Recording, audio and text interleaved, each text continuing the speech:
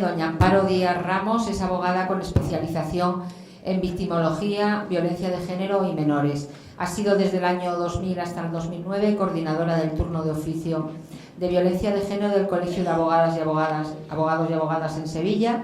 En la actualidad es coordinadora del turno contra la trata y explotación sexual de dicho colegio, único en España este turno, y del cual ha sido promotora. Como los anteriores ponentes, ha sido docente y ponente en numerosos cursos y jornadas, en este caso relacionadas fundamentalmente con la protección de las mujeres víctimas del maltrato. Es autora de numerosos artículos jurídicos y es activista por los derechos humanos. Cuando quieras, Amparo. Buenos días, es un placer estar aquí. Os quiero dar las gracias porque que haya tantas personas profesionales de esta materia aquí, la verdad es que a mí me da esperanza, ¿no?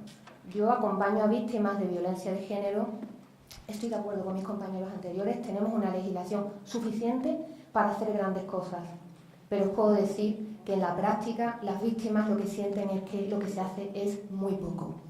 Porque una cosa es la normativa que tenemos y otra cómo la aplicamos. Y a mí me da esperanza ver a tantos profesionales que estáis aquí para cuestionar cómo las personas que trabajamos en el ámbito del derecho aplicamos la normativa y para pensar si podríamos generar algún cambio en la normativa que nos motivara a actuar de otra manera. Yo estoy segura de que estos compañeros son excepcionales, no necesitan ningún cambio, pero conozco a fiscales, conozco a jueces, juezas, conozco a abogadas y abogados que necesitan cambios porque si no se les cuela la inercia machista, se cuela por completo en perjuicio de las víctimas. Para mí hay una gran laguna básica y es la poca formación, la poca sensibilidad que tenemos los y las juristas, porque en nuestra formación, en nuestros planes de estudio, en los planes que tenemos en las oposiciones, dedicamos muy poca atención a esto. No sabemos acoger, no acogemos bien a las víctimas, les hacemos unas entrevistas penosas a las víctimas. Salen muchas veces, venían en una situación de crisis y salen peor en muchas ocasiones, con frecuencia, ¿no? Sin perjuicio de personas que por supuesto lo hacen a un nivel excepcional. Pero creo que la mayoría, desde luego mi experiencia acompañando a víctimas, es de profunda insatisfacción. Y tenemos que empezar a cambiarlo, en mi opinión, desde la propia universidad. Está muy bien los congresos, está muy bien la formación a posteriori, pero creo que desde antes, como paquete básico y obligatorio, tenemos que tener formación al respecto. Por mi despacho, en el año 2012, pasaron 8 menores víctimas de violencia de género. Cuando digo que pasaron, quiero decir que las atendí como mínimo en como mínimo 4 citas y de ahí en adelante, ¿no?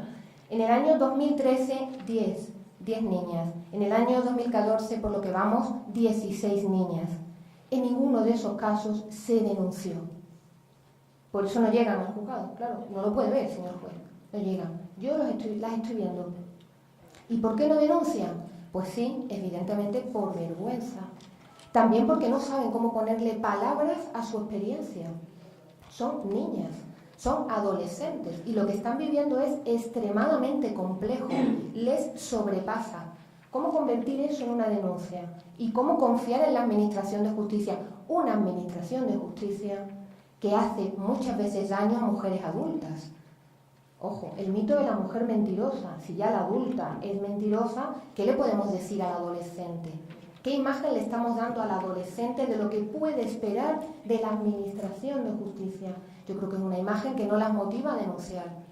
Pero es que además nos encontramos con que temen las consecuencias, temen las represalias. Este es un tipo de violencia en el que todo el conjunto, todo el bloque, las personas de alrededor de la víctima pueden tener reacciones que terminen perjudicando a las víctimas. Estamos hablando de que las adolescentes muchas veces sufren una concatenación de violencia. Sufren una violencia por un compañero de clase, por un antiguo noviete, pero es que después de eso se pueden encontrar con que sus imágenes se difunden o se pueden encontrar con que se la difama, se la desprestigia, salen rumores insidiosos a través de las redes sociales, sufren lo que llamamos una crisis de reputación. Su entorno se convierte en hostil. La Administración de Justicia está acostumbrada a intervenir en procesos en los que hay un delincuente, un presunto delincuente y una víctima. Estamos hablando de 2 personas o de varias personas. pero muy concretado. Aquí de repente nos encontramos con un grupo difuso que interviene y que puede hacer un daño a la víctima. ¿Qué le ofrece la Administración de Justicia a la víctima en estos momentos? Es normal que la víctima tenga dudas, que le cueste llegar a la Administración de Justicia. Por eso creo que, sin perjuicio de que en otros momentos, a lo mejor con lo que tenemos nos podría bastar, no estaría mal que atináramos un poquito más. No estaría mal, teniendo en cuenta que nuestro legislativo de vez en cuando le da por cambiar las cosas, ya podría hacer algunos cambios que fueran súper útiles en contra de la violencia de género. Por ejemplo, la violencia psicológica, que hay normativa internacional donde se describe, donde se dan unos parámetros, porque es un concepto jurídico indeterminado, un concepto jurídico que lo vamos a tener que aplicar no solamente en el delito de violencia habitual, también en el delito contra la integridad moral, también cuando abordamos el tema del acoso sexual, incluso cuando abordamos el tema de las agresiones, abusos sexuales, hay un componente psicológico que tenemos que abordar. Y sin embargo, no está medianamente descrito en nuestro Código Penal. Otras legislaciones sí lo hacen, de forma que nos garantizamos unos mínimos. Esas legislaciones se han garantizado unos mínimos. Aquí no tenemos esos mínimos garantizados. Perdona, creo que me estoy resfriando, ¿no? Lo siento. ¿Esto qué consecuencias tiene? Pues bueno, yo no creo que la jurisprudencia tenga una tendencia natural a mejorar. No, creo que a veces mejora y a veces empeora. Durante unos años ha mejorado. Traigo, por ejemplo, aquí una sentencia que refiere lo que es la violencia psicológica y luego he visto cómo después de esa sentencia hemos ido cuesta abajo. Y lo que esta sentencia decía que era violencia psicológica, pues ahora mismo ya no tiene importancia. No tiene importancia y como no tiene importancia, y ese es el mensaje que le estamos dando a las niñas, ¿para qué van a denunciar?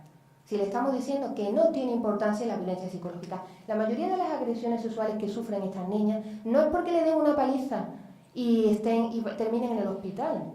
Lo que ha habido es un proceso de amedrentamiento, un proceso de coacción, una violencia psicológica o un abuso de superioridad. Pero para probar eso no solamente hace falta el esfuerzo de la víctima, hace falta también el esfuerzo de la Administración de Justicia. Y yo, en mi acompañamiento a las víctimas, tengo que decir que cuesta sangre conseguir eso, ¿eh? Cuesta muchísimo, porque la tendencia, en principio, es no darle importancia a ese proceso psicológico, a esa conducta que no es de 1 o de 2 días. Por ejemplo, para quienes trabajáis en esta materia, os voy a leer una sentencia y ya me diréis si esto lo habéis aplicado en el día a día o no. Dice esta sentencia. A ver, el maltrato psíquico se sirve no solo de insultos, vejaciones y amenazas, sino también de crueldad mental de diversas formas, de gritos, desprecio, intolerancia, persecuciones, falta de respeto y subestimación, actitudes de ignorancia del otro, bromas denigrantes en público, desafecto, frialdad de trato, amenazas de abandono, uso de amenazas, de desprestigio en la resolución de conflictos. Bueno, si esto lo aplicaran todos los días sería genial.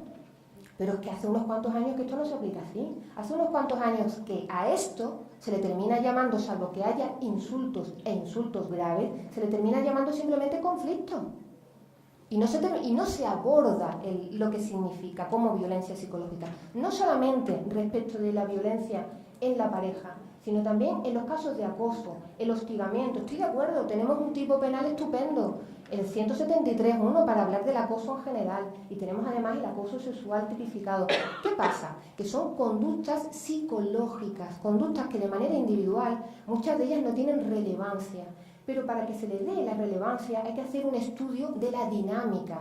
Y mira por dónde hacemos el peor estudio posible siempre para la víctima. La víctima vive una experiencia de hostigamiento y a la Administración de Justicia lo que le llega es que no tiene normalmente importancia. Esto está pasando con mujeres adultas y con adolescentes, por tanto es muy complicado. En el tema de las adolescentes nos encontramos con los testigos, la dificultad de los testigos, pero es que testigos y testigos nos encontramos muchas veces con que no quieren declarar, tienen miedo a las consecuencias, no se ponen a favor de la víctima, temen sufrir por su parte ellos también delitos, ¿no?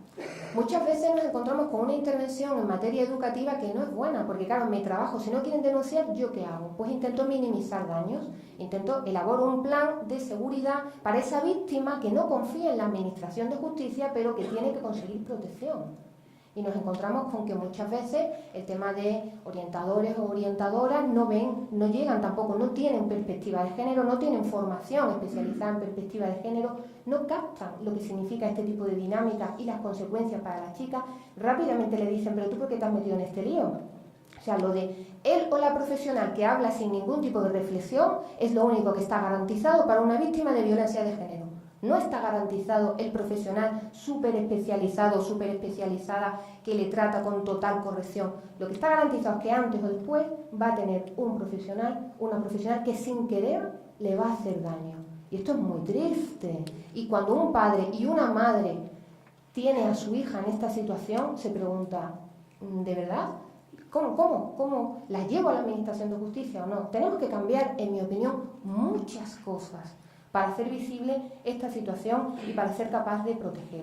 Además de conseguir un concepto más concreto de violencia psicológica, que lo hacen otras legislaciones, que es posible, por ejemplo la legislación de Puerto Rico, tenemos que dar cobertura legal al síndrome de adaptación paradójica a la violencia en adolescentes. ¿Por qué? Porque cuando hablamos de legislación en esta materia y pensamos en la Ley Integral de Violencia de Género en la Pareja, no es solamente una ley de contenido de Código Penal puro y duro, es una ley que intentó ser, y creo que en parte lo fue, transformadora y que por tanto abordaba desde una perspectiva de la prevención y desde una perspectiva de comprensión del fenómeno.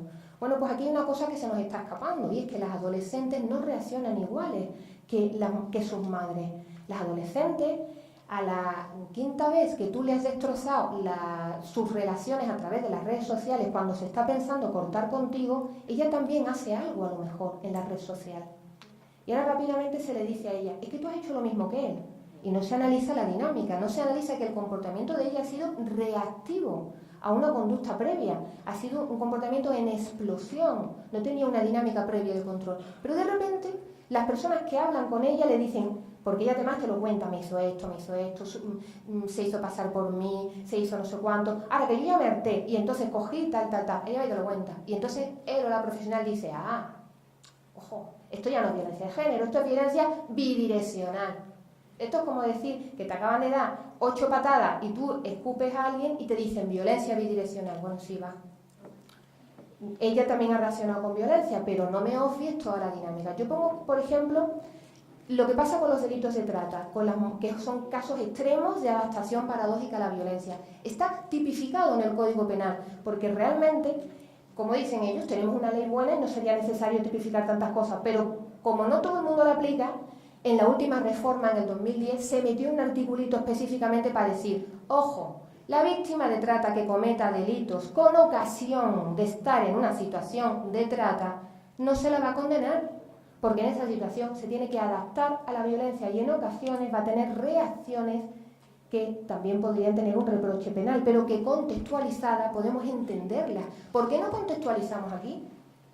Podríamos contextualizar, pero rápidamente culpabilizamos a la víctima. Al culpabilizar a la víctima, la estamos animando a que no denuncie. O si ha denunciado, la estamos animando a que retire la denuncia. Entiendo que esto es una laguna, es algo que podría generar cambios. Creo que hay muchas cosas que se podrían cambiar, pero y voy a intentar mencionar solamente lo que creo que podría tener un efecto multiplicador.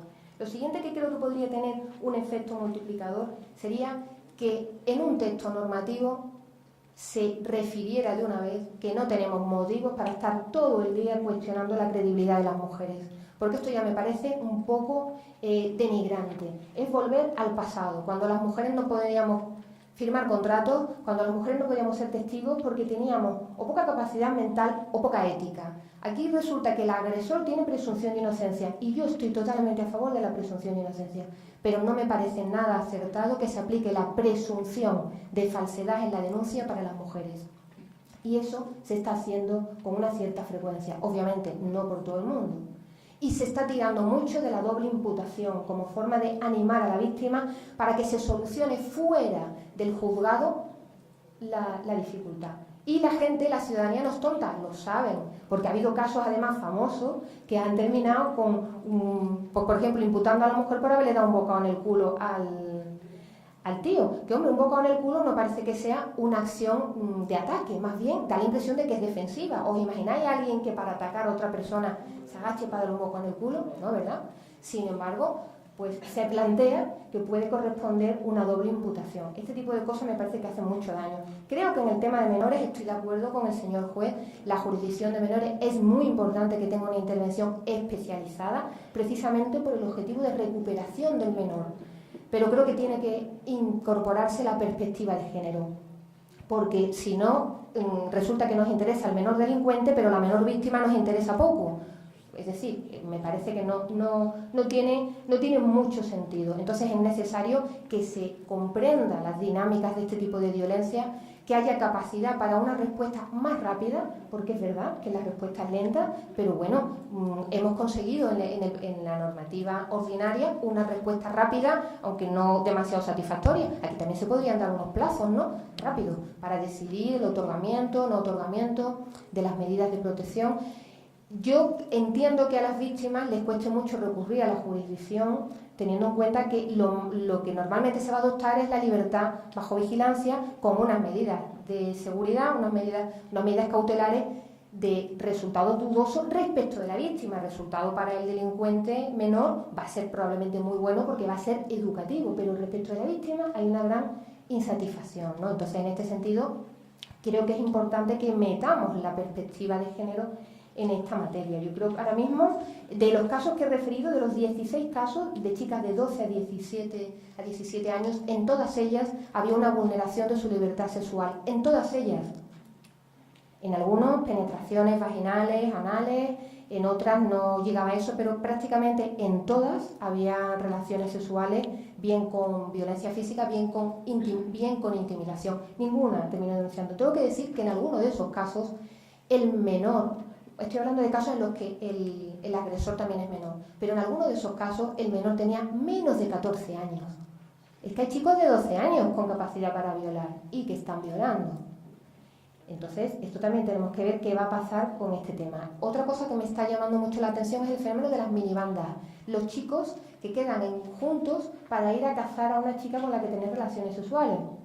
Claro, cuando se juntan 4 o 5 chicos, aunque sean menores de edad, y se acercan a una chica de 13, 14 años, y pues bueno, yo no veo ahí mucha situación de igualdad, es una situación de resultado complicado para esa menor.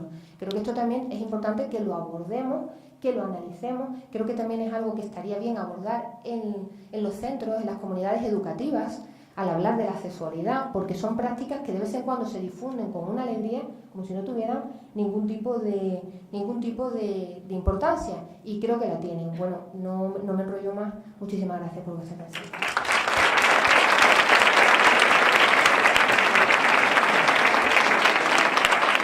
Muchas gracias, Amparo, muchísima capacidad de síntesis. Lo que sí, como es que no puedo remediar mi doble papel de médico forense y moderadora, entonces, cuando has hablado de la violencia psíquica que no se reconoce, nosotros en nuestras valoraciones, y tú lo sabes, en las unidades de valoración integral de violencia de género, existe personal técnico especializado. En cada uno de los 8 institutos de medicina legal de Andalucía existe una unidad de valoración integral. Y una de las cosas precisamente que nos llega, no nos llega la violencia física, nos llega aquellos casos en los que hay dudas sobre el maltrato habitual, donde estamos valorando precisamente la violencia psíquica, la violencia psicológica. Hay lesión psicológica, como tal puede haber tratamiento, como cual puede haber secuelas, y eso se valora. No, sí sé que se valora. Lo que pasa es que digo que a veces la valoración no abarca todas las formas de violencia. Veréis, aquí hay más personas que no siempre, si ya sabemos que tenéis esos recursos, igual que hay jueces y médicos estupendos, que hablando en general, estoy hablando de lo malo, no de lo bueno, podría empezar a decir cosas buenas 500, pero como el tema es las lagunas, pues vengo aquí a hablar de lagunas. No, que todo, además lo has explicado perfectamente, todas las que hay, estamos de acuerdo. Me dicen que tenemos que estar rápidamente, así que las preguntas, tres preguntas, vamos, porque es que me han puesto. Y Silvia, ¿cuándo?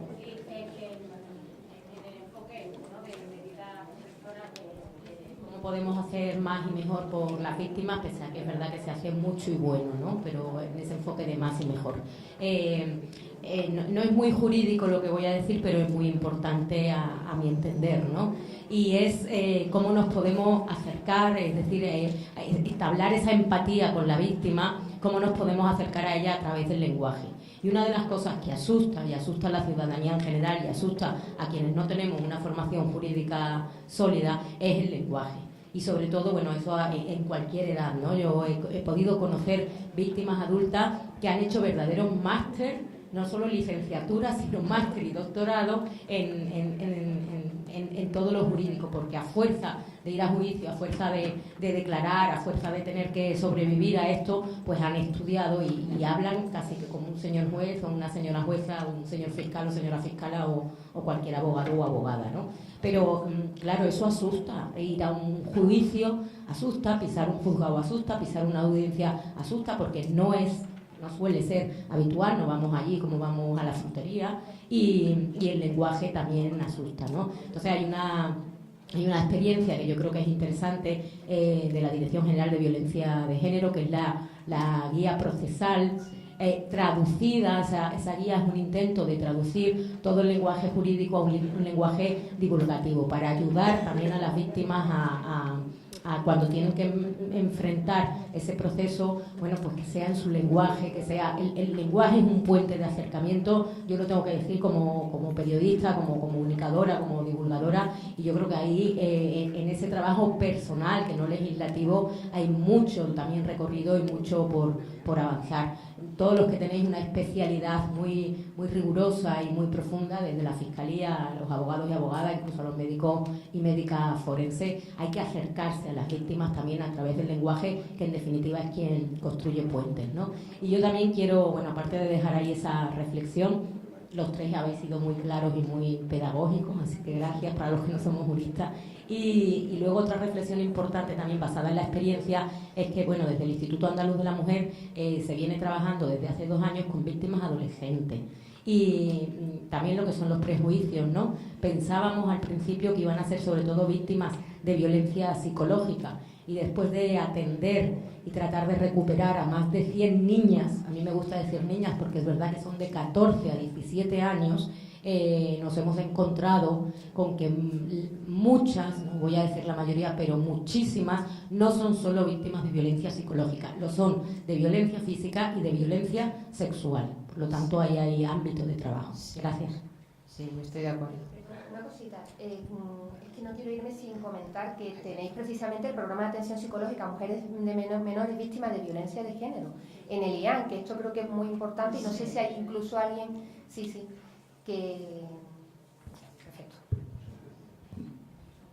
Sí. Hola, buenos días. Estoy totalmente de acuerdo con lo que planteabais ahora mismo, ¿no?, en relación a la atención a las víctimas. Creo que una de las grandes lagunas que existen en relación a víctimas adolescentes de violencia de género es precisamente la reparación del daño, entendiéndola no como medidas penales de prevención de no acercamiento, prohibición de libertad de cara a lo que es al agresor, sino lo que es la reparación de su daño, ¿no?, el daño sufrido y de toda esa dinámica establecida. No sé cómo funciona exactamente aquí, yo vengo de lo que es de la Comunidad de Madrid, pero en la Comunidad de Madrid ha articulado todo un sistema de protección respecto a las mujeres víctimas de violencia de género, pero adultas. En ese momento hay una orden de protección, se dicta una medida cautelar en un juzgado de violencia contra la mujer y se remite esa orden a servicios especializados de atención psicosociojurídica para estas víctimas. En ese momento ese servicio se pone en contacto directo con esa mujer para ofrecerle este sistema de ayuda, ¿no?, esta intervención. Sin embargo, los casos que estabais comentando ahora mismo de mujeres víctimas de violencia de género adolescentes no llegan a ninguno de estos servicios especializados. Quizás esa mujer víctima sí que está recibiendo atención, pero no desde una perspectiva de género y desde un servicio especializado de verdad lo que es en una dinámica de violencia y toda esa intervención. Yo creo que es ahí donde está la laguna, lo que es en la reparación del daño y en toda esa medida de protección que otorga la ley integral y la orden de protección en sí, que no solamente son medidas penales, civiles, sino también sociales de atención.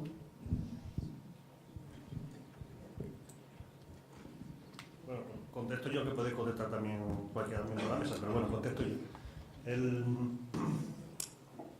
El problema, cuando se acuerda una medida de alejamiento en la jurisdicción de menores, lo que hacemos en Sevilla, lo que hacen otros compañeros, básicamente lo mismo, puede haber alguna excepción, es la medida de alejamiento pura y dura. Ya he dicho al principio que nosotros lo que nos centramos es en el autor, no en la víctima. Nos centramos básicamente en el autor. La víctima se adopta la medida fundamental, que es su alejamiento, ¿vale? ¿Existe otro problema? ¿La orden de protección tal cual existe en la jurisdicción de adultos es aplicable a la jurisdicción de menores? ¿Sí o no? Pues entendemos que no, porque no está prevista la ley del menor, está prevista la ley de enjuiciamiento criminal. Entonces, no hacemos nada más, simplemente alejamiento y punto. ¿Usted tiene que resolver alguna cuestión civil con el menor agresor? Váyase a otra jurisdicción, ¿vale? Es más, yo creo que ni siquiera se le informa a la víctima, simplemente se la llama y se le dice: aquí tiene usted una orden de alejamiento, ¿vale? Este menor no se puede aproximar a usted. No se hace más, pero es que la ley del menor está hecha así, quiero decir. La ley del menor piensa en el menor, no piensa en la víctima, ¿vale? Sí, quizás estaría bien un SABA puesto ahí en esas dependencias, ¿no? Porque sería una vía de acceso a los servicios relacionados con la violencia de género, ¿no? Y SABA también podría remitir al IAN, en fin, sería una forma de meter en el circuito de la violencia de género para que no solamente el agresor esté metido en su circuito, sino que la víctima esté metida en un circuito que tenga utilidad para ella, ¿no? De hecho, los centros de violencia de género que tiene el Consejo General del Poder Judicial no nos pide datos, quiero decir. Lo sabrá, pero nos interesa la jurisdicción de adultos, no nos interesa la jurisdicción de menores. Por eso ya dije al principio que nos interesa. Y los datos de si la UBIC pudiera dar también datos serían muy, muy importantes. Si la UBIC aquí, pero vamos, que yo creo que no llegan. Sí, tenéis datos. Buenos días, yo soy la coordinadora de la Audiencia de Sevilla. En realidad no tenemos unos datos estadísticos concretos, pero sí que podemos decir que son escasas las incidencias de víctimas menores de edad que denuncien. Que denuncien y que sean derivadas. Evidentemente, si denuncian y el juez decide la sentencia y no pasan por la UBIC, lo desconozco. Pero la estadística puede ser, a lo mejor he visto 3 mujeres menores de edad en todo el año, no sé, aproximadamente. No, hay muchos más.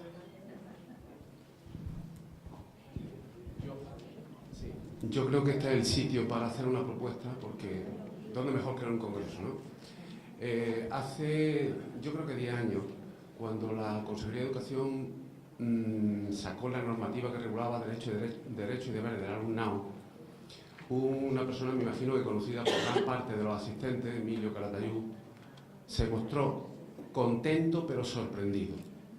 Contento porque era bueno que hubiera una normativa que recogiera los derechos y los deberes, sobre todo de menores, en los centros educativos, pero sorprendido que solo se hubiera hecho desde educación sin contar con justicia, sin contar con especialistas. Bien, yo creo que llega un momento en que, como todo es mejorable, se ha sometido a revisión, sea el resultado de una coordinación entre justicia y educación, mediante una comisión, una mesa de trabajo o lo que sea, que enfoque las cosas poniendo énfasis en la atención a las potenciales víctimas. Porque si hablamos mucho de prevención y no hacemos nada o hacemos poco, seguiremos moviéndonos en la línea difusa que en los centros educativos, yo he sido profesor de instituto durante muchísimos años, en las que la tendencia por la mejora de la convivencia y la resolución de los conflictos obvia la realización de faltas e incluso la comisión de delitos.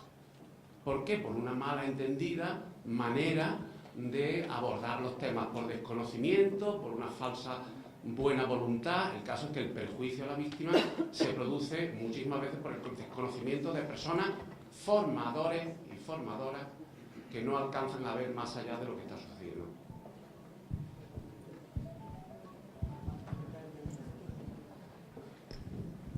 Muy buenas tardes. Yo quería dar las gracias a cada uno de los miembros de esta mesa porque ha sido muy interesante los distintos aspectos que se han tocado.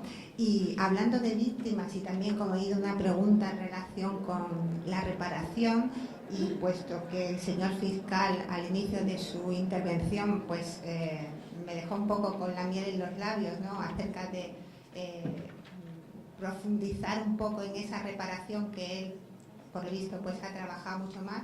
Me gustaría preguntar, pensando en esa reparación, no solamente en relación con los delitos informáticos, pero sí también, ¿no?, si entiende que la reparación puede ser otra consecuencia jurídica más del delito junto a la pena y la medida, aunque no se recoge, ¿no?, así específicamente en el libro primero del Código Penal, sí que hay en la parte especial delitos en concretos a los que se refiere como otra consecuencia más la reparación. Si esto podría generalizarse y extenderse en el caso, evidentemente la ley del menor se la recoge más pensando en los menores, pero también a la violencia de género. Muchas gracias. Vamos a ver, la reparación sí está incluido como uno de los elementos en cualquier tipo de delito. Pero no como reparación civil, sino, o sea, no me refiero a la reparación como parte de la responsabilidad civil subsidiaria del delito, sino como una consecuencia jurídico-penal del delito, como una tercera vía. En ese sentido, o sea, diferenciando lo que es reparación civil de lo que sería una reparación estrictamente penal. No termino de entender esa tercera vía de reparación.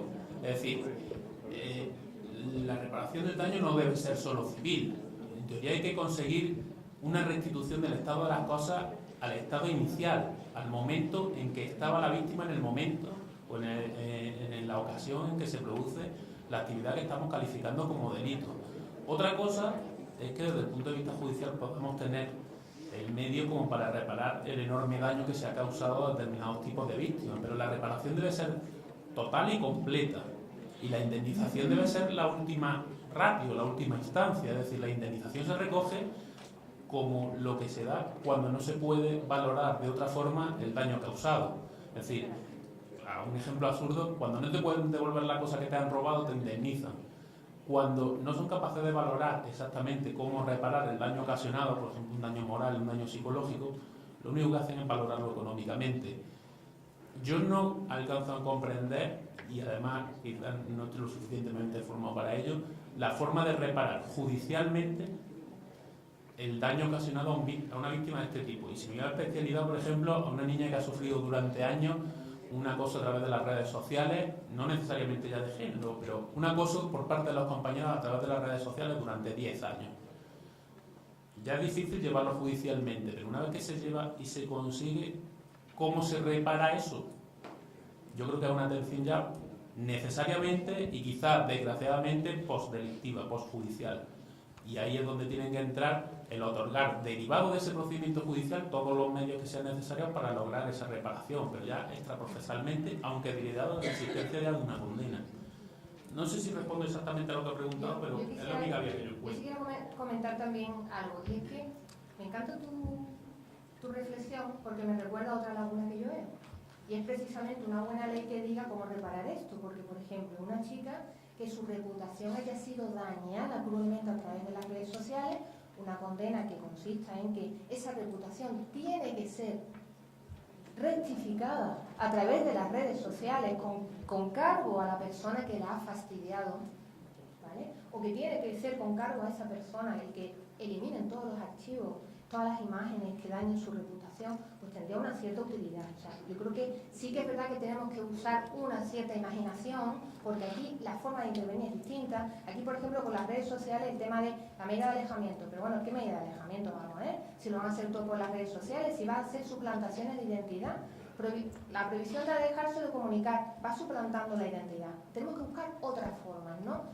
Otra medida que suele ser muy útil cuando se intentan ejercer derechos en los que pues ha habido, por ejemplo, un desvelamiento de secreto y, como comentaba el compañero, se ha vulnerado tu dignidad, el 173.1, y a la vez se ha hecho un desvelamiento de secreto porque una fotografía tuya se ha difundido, que es el 197. Es decir, hay otros artículos que podemos aplicar. Bueno, pues para ejercer los derechos, tú tienes que llevar la fotografía o el vídeo, pues como medida cautelar. Ahí no te sirve de nada el alejamiento, pero sí te sirve que tú pidas que tú vas a entregar esa documentación de manera reservada. Y solamente va a poder ser visualizada por los profesionales del derecho, pero no por los oficiales de la justicia. Es decir, hay otras vías que tenemos que hacer visibles y que estaría bien que tuviéramos un elenco, que estuvieran recogidas, porque eso nos daría más garantías.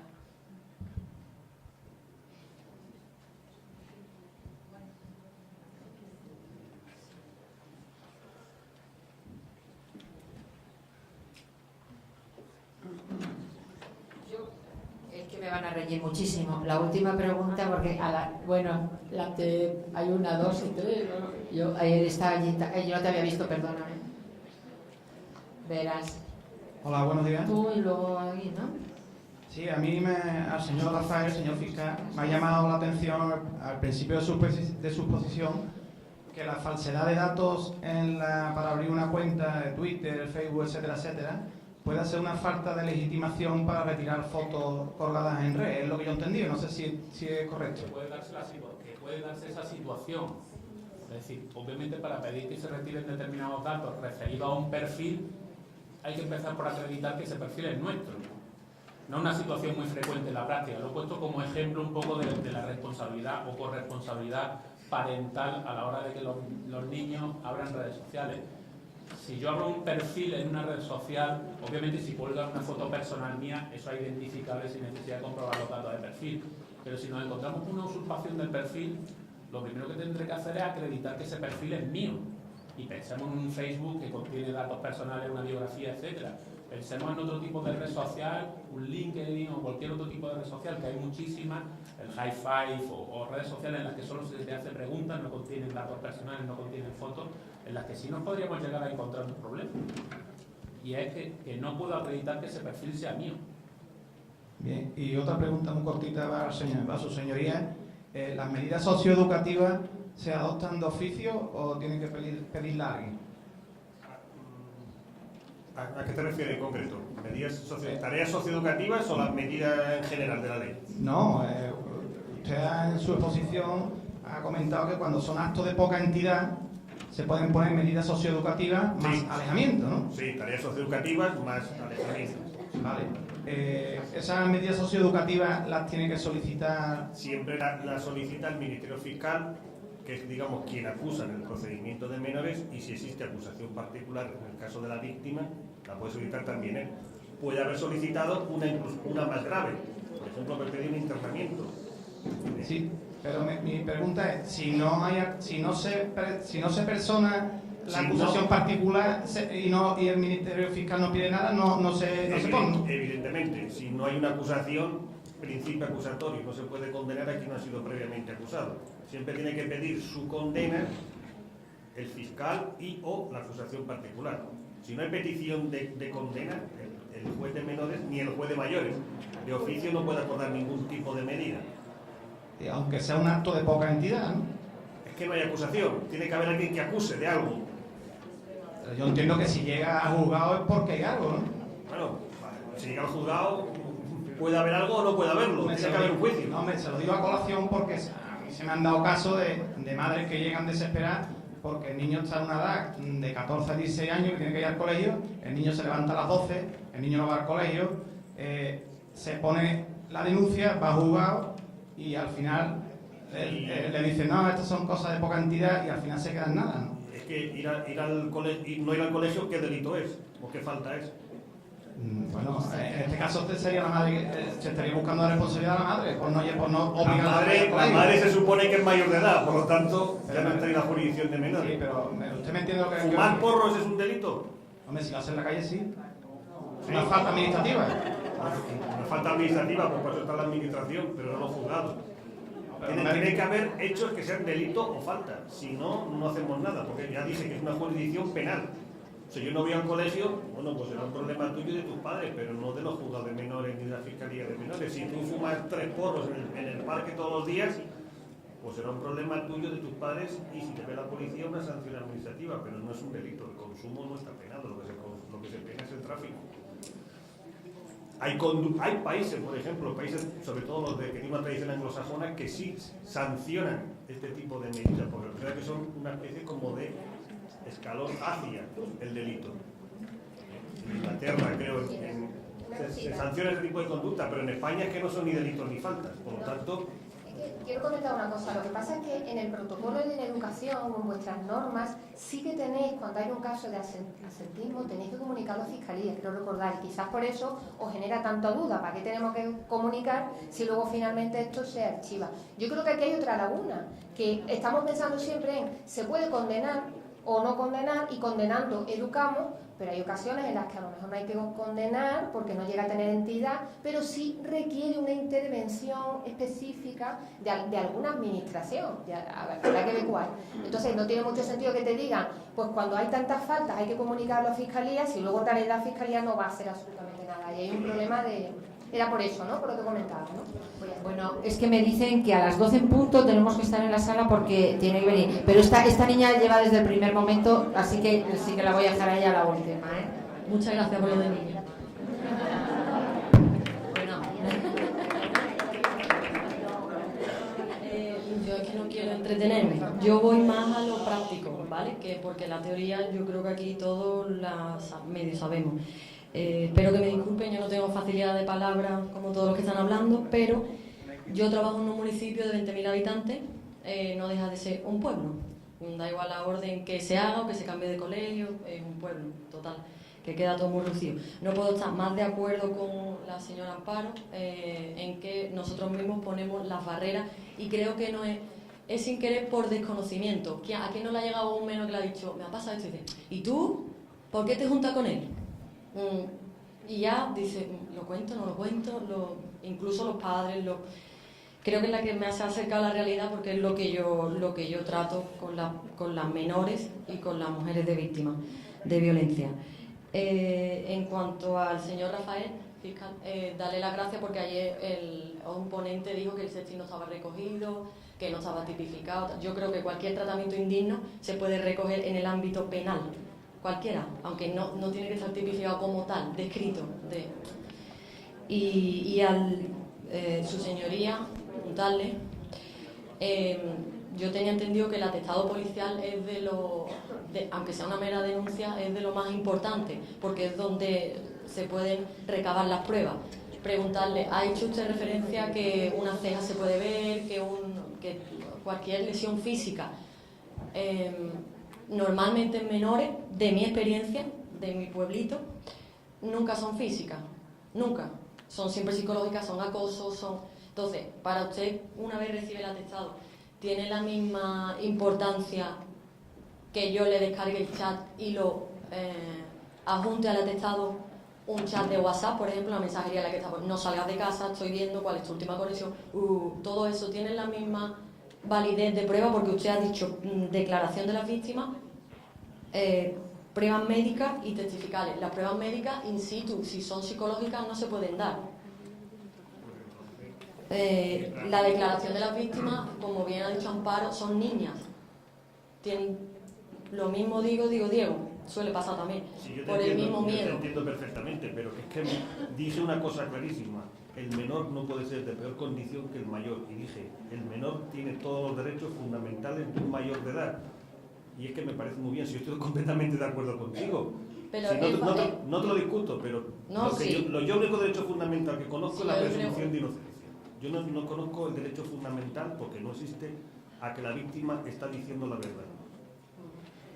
¿O lo conoces? No. Yo no he mencionado ese derecho. He dicho que no se puede presumir que la víctima miente. Es distinto. Nadie lo está presumiendo. No, pero en ocasiones, en la práctica jurídica, en la percepción que tenemos que se presume. Y sobre todo los medios de comunicación. La percepción es subjetiva. Sí. Pero, yo no presumo que la víctima en todo caso, mienta. yo no he dicho que tenga derecho a que se crea que es cierto, sino algo neutro. Puede ser que sí o puede que no. La neutralidad. Sí que es verdad que, por mi experiencia en los juicios, casi es en el único delito, los de violencia de género, donde a nosotros nos preguntan, ¿eso es compatible con otra cosa? Cuando no se cuestiona a lo mejor en otros delitos, ¿no? La dinámica de los juicios, pero que no se cuestiona tanto en otros. No te piden una valoración de credibilidad. Con el delito de robo, con este sí. ¿Cómo que no? ¿Cómo que no? Cuando un perjudicado dice que se le ha robado una nave, se le pregunta y se le dice, ¿estaba abierta, estaba cerrado? No, me refiero a informe psicológico de credibilidad, que no se hace normalmente con el robo, ¿no? Es un poco raro. Porque el delito es distinto, quiero decir, que tampoco hace un informe psicológico por un robo muy fuerte. Bueno, antes de que nos peleemos, vamos a dar por finalizada la mesa. Muchas gracias.